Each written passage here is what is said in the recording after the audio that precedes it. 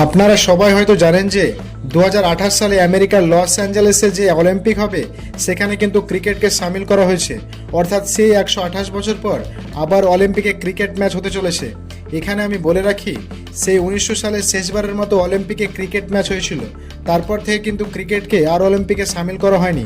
আর 128 বছর পেরিয়ে গেছে, এবার কিন্তু শেষ ম্যাচে আবার অলিম্পিকে ক্রিকেটকে সামিল করার কথা অফিসিয়ালি ঘোষণা করা হয়েছে। এবং 2028 সালে যে অলিম্পিকটা হবে আমেরিকাতে, সেখানে ক্রিকেট ম্যাচও কিন্তু চলবে। এখানে আমি বলে রাখি, যেটা সব থেকে বেশি গুরুত্বপূর্ণ, 1900 সালে শেষবারের মধ্যে যখন ক্রিকেটকে সামিল করা হয়েছিল তখন কিন্তু টেস্ট ফরম্যাটে হয়েছিল। তবে এবার 2028 সালে যে ফরম্যাটে হবে সেটা কিন্তু টি-20। আর এটা নিয়ে এবার কিন্তু একটা অনেক বড় সড়ো বিতর্ক শুরু হয়ে গেল। কেননা ইতিমধ্যে অলিম্পিকের থেকে বলা হয়েছে যে শুধুমাত্র 6টা দলই এই অলিম্পিকে যে ক্রিকেট হবে সেখানে অংশগ্রহণ করতে পারবে।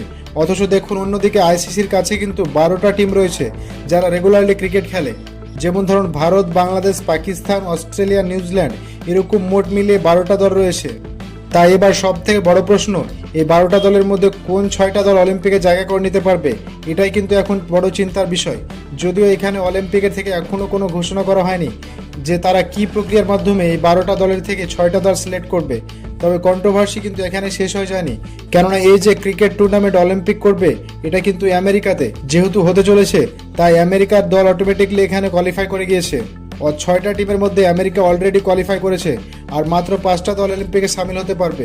অর্থাৎ মোট মিলিয়ে 12টা দলের মধ্যে থেকে আবার 5টা দল সিলেক্ট করতে হবে যারা অলিম্পিকে অংশগ্রহণ করতে পারবে।